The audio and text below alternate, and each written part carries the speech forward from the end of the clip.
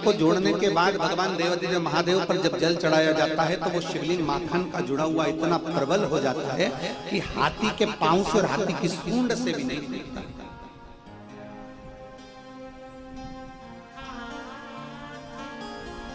भगवान शरीर से कभी प्रसन्न नहीं हुए, भगवान शरीर से कभी प्रसन्नता धारण नहीं करे। भगवान को कोई कह दे कि मेरा हाथ अच्छे हैं, मैं भगवान को भजूंगा, मेरा पांव अच्छा है, मैं भगवान को भजूंगा, मेरे नेत्र अच्छे हैं, मेरी जिह्वा अच्छी है, मेरी श्रवण शक्ति अच्छी है, मेरी सुंदरता अच्छी है, मुझे भगवान मिलेंगे या मैं भगवान को भज लूंगा। शिव महापुराण की कथा कहती है शरीर से परमात्मा कभी प्रसन्न नहीं हुआ, परमात्मा की प्रसन्नता तो तुम्हारे निर्मल मन से, परमात्मा की प्रसन्नता आपके भीतर के अच्छे स्वभाव से, परमात्मा की प्रसन्नता आपके निर्मल स्वभाव से। जितना अच्छा आपका मन होगा, जितनी अच्छी आपकी निर्मलता का भाव होगा, उतना परमात्मा आपके करीब में होगा। अशांति परमात्मा को दूर कर देती है। और सबसे ज्यादा आज का मनुष्य ऐसा कौन मानव है संसार में, कितने लोग हैं संसार में जो बिल्कुल शांति से, सारा दुनिया संपूर्ण विश्व कहीं ना कहीं किसी न किसी रूप की अशांति है। पूरी दुनिया में कहीं ना कहीं किसी न किसी रूप में अशांति भीतर समाहित है। और 5 स्थान बताए हैं अशांति के आने के। भगवान देवादिदेव महादेव ने माता पार्वती जी को 5 स्थान अशांति आने के बताया कि 5 स्थान से अशांति आती है। पहला संसार, दूसरा संपत्ति से, तीसरा संबंधों से, चौथा स्वास्थ्य से और 5वां संतान से। अब एक एक समय भगवान देवादिदेव महादेव कह रहे हैं कि 5 स्थान ऐसे हैं पार्वती जहां से अशांति हम नहीं भी लाना चाहते, हम शांत रहना चाहते हैं, हम अपने चित्त को निर्मल रखना चाहते हैं, हम बहुत आनंद में रहना चाहते हैं, हम बहुत स्वस्थ के आनंद के साथ रहना चाहते हैं, पर ये 5 स्थान से अशांति हमारे भीतर प्रवेश करती है। पहले नंबर पर है संसार। संसार से तुम जितनी कामना करोगे ये संसार के लोग उतना ही तुमको धक्का देंगे, उतना ही धोखा देंगे और उतना ही तुमको अशांत कर देंगे। तुमने आस लगाई कि मैंने बहुत आस लगा कर बैठे कि मुझे पत्नी मिलेगी तो ऐसी मिलेगी, मुझे पति मिलेगा तो ऐसा मिलेगा, वो मुझे रोज घुमाने के लिए दिल्ली लेके जाएगा, वो मुझे घुमाने के लिए यहाँ लेकर जाएगा, वो मुझे गोवा लेकर जाएगा, मुझे ये इतना इतना आस जोड़ कर बैठे थे, इतना इतना तमन्ना जोड़ कर बैठे थे, इतना इतना विचार कर बैठे थे। फिर विचार करा मेरी पत्नी ऐसी मिलेगी, मैं कह दूं बैठ जा तो बैठ जा, मैं कह दूं पानी भल्ला पानी भल्ला, मैं कह दूं ऐसा कर ले वैसा कर ले, मेरी पत्नी ऐसी मिलेगी वैसी मिलेगी। और दोनों ने बहुत आस लगाई और मालूम पड़े संबंध हुआ, शादी हुई, मिली। अब जैसी मिली वो तो तुमको मालूम है क्या बता। तो संसार के लोगों से फिर आस लगी कि मैंने इसके लिए ऐसा करा है तो ये मेरे लिए ऐसा करेगा, मैंने इसको ऐसा किया है तो ये मेरे लिए ऐसा करेगा। फिर मन में अशांति आ गई क्योंकि वो नहीं कर पाएगा। तुम जो कर सकते हो तुम्हारे हाथ में, तुम्हारे भाग्य में, तुम्हारी लेखनी में उस परमात्मा ने, उस विधाता ने लिखा कि तुझे इतने लोगों को भोजन कराना है, तुम्हारे विधाता ने लिख दिया कि तुम्हें इतने लोगों को पानी पिलाना है। ये विधाता का लिखा हुआ, ये अपना नहीं, ये सियोर वाला महाराज या संसार का कोई व्यक्ति लिख नहीं सकता। ये अगर घर के अंदर वर्धन जी वो 2 दिन की कथा पंडाल में हुई, 3 दिन की और हो सकती थी, पानी तो बाद में गिरना बंद हो गया, पर और हो सकती थी। पर विधाता ने कहीं तुम लोगों के भाग्य इतने प्रबल होंगे इस घर के, कहीं इस घर का कोई ग्रह आनंदमय होगा, इसलिए बाबा ने 3 दिन की कथा यहाँ करवा दी और बाबा की कृपा हो गई। तो ये आप और हम लिखने वाले नहीं हैं, ये वो विधाता लिखता है। उसने क्या लिखा है, कैसे लिखा है, कब लिखा है, ये वर्णन उसके ऊपर निश्चित है।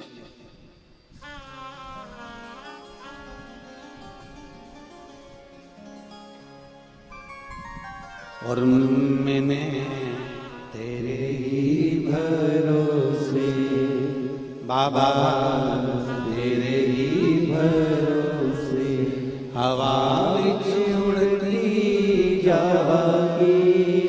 बाबा डोल तो छलीना में कटी जावागी, भोले शंभो में हवा बिच उड़ती जावागी, बाबा ढोर हलो छड़ी नाम कटी जावागी। ये उसके ऊपर निश्चित करता है, उसके ऊपर निर्भर करता है कि उसने क्या लिखा है। 5 नाम से प्रवेश करते हैं। थोड़ा डीले कम कर डीले कम कर। बुद्धि देखिए कहाँ गई, उस क्रौंच गंधर्व की बुद्धि कहाँ चली गई, उस क्रौंच गंधर्व की बुद्धि कहाँ मारी गई, जरा देखिए। जब सोबरी ऋषि भगवान शंकर की भक्ति में डूबकर शिवलिंग का, पार्थिव शिवलिंग का निर्माण करा, दोनों पति पत्नी ने मिलकर पार्थिव शिवलिंग का निर्माण कर दोनों ने पूजन करी। पूजन करने के बाद सोबरी ऋषि अपनी धर्म पत्नी मनोमयी से कहते हैं कि लाओ मैं शंकर भगवान का विसर्जन कर आता हूँ, तुम मुझे दे, मुझे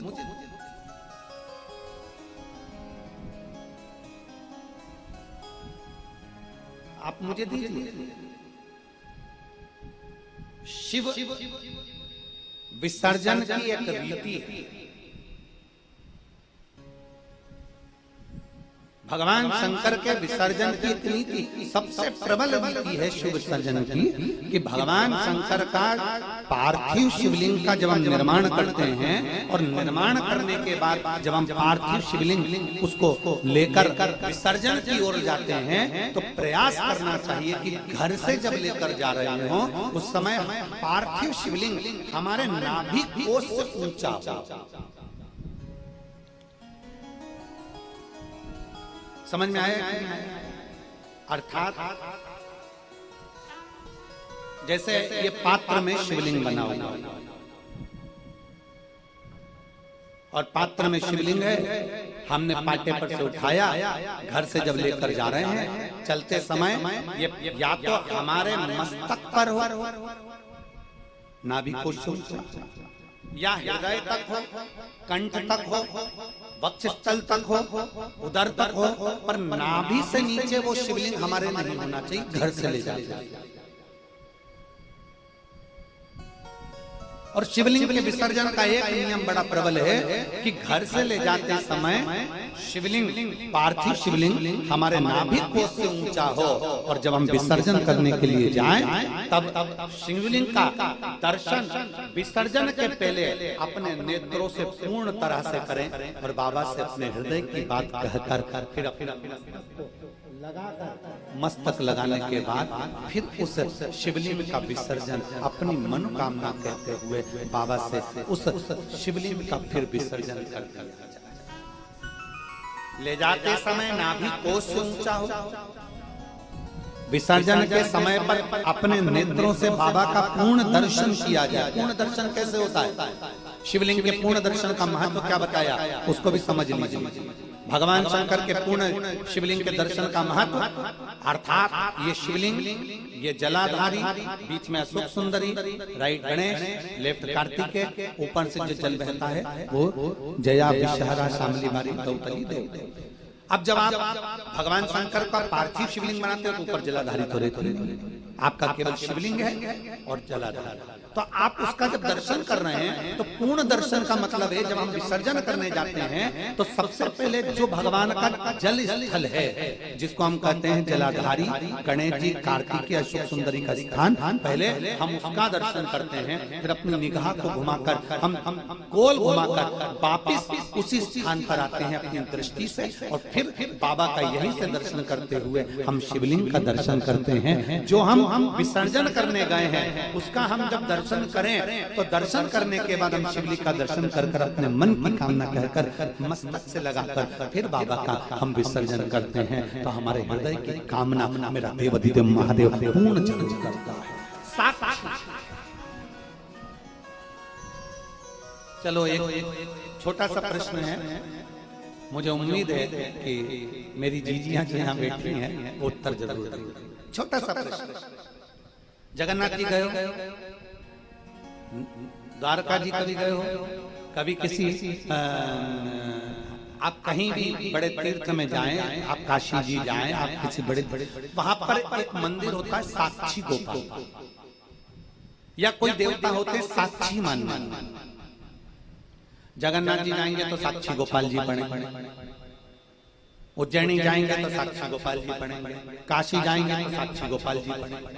साक्षी गोपाल का मतलब क्या होता है? आप काशी में गए, जल चढ़ाया, उज्जैनी, गोपाल का मतलब होता है कि साक्षी गोपाल जी के सामने जाकर खड़े हो गए, आपने दर्शन कर लिए, मतलब आपकी दृष्टि से ये साक्षी हो गया कि आप जगन्नाथपुरी आए थे और बाबा का आपने दर्शन किया है। आप काशी आए थे, आपने बाबा का दर्शन किया है। आप उज्जैनी आए थे, आपने बाबा का दर्शन किया है। उसी तरह हमने प्रदोष के दिन शिवलिंग बनाया, पूजन करी, संकल्प लिया, आराधना करी, सब कुछ करा। हम शाम के समय जब विसर्जन करने जा रहे हैं, विसर्जन करते समय जब नेत्र से हम बाबा का दर्शन करते हैं तो ये साक्षी हो जाती है कि मैंने बाबा को बुलाया और मैंने मेरे बाबा से अपने मन की बात की और मेरे बाबा ने वो स्वीकार करा, मैं बाबा को विसर्जन करता। तो ये साक्षी है हमारे पूजन की, हमारी दृष्टि, हमारी साक्षीता देती है। आज के जमाने में अगर आधार कार्ड बनता है तो सबसे पहले नेत्र दृष्टि पर तुम्हारा कोई कैमरा लगाया जाता है कि अपनी आंखों को फाड़ा जाए, अपनी आंखों को निकाला जाए, देखा जाए, अपनी आंखों से देखो कि क्या साक्षी। फिर उससे मालूम पड़ता है कि ये वही व्यक्ति है क्या, साक्षी करी जाती है कि ये वही व्यक्ति है क्या, ये लीलाबाई है कि कमलाबाई है कि कौन है, इससे पहचाना जाता है नेत्र से। ये नेत्र साक्षी देते हैं। तो हम जब भगवान का विसर्जन करने के लिए जाते हैं, विसर्जन करते समय हम भगवान की ये जलाधारी का दर्शन करते करते करते करते यहाँ से आते यहाँ, फिर दर्शन करते करते शिवलिंग का दर्शन कर कर प्रणाम कर कर हृदय से लगाकर फिर हम उसका विसर्जन कर देते हैं। अर्थात हम साक्षी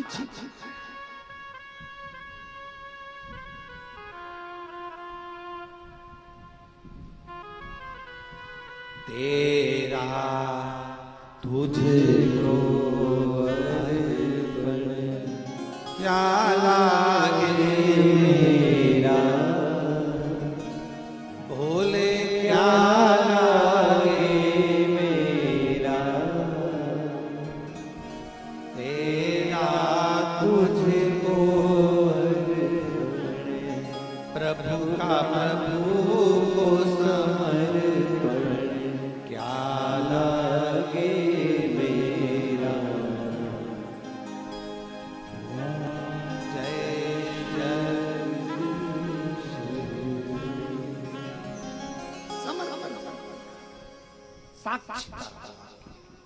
जब आपकी साक्षीता होगी, जब आप दृष्टि से दर्शन कर कर प्रणाम कर कर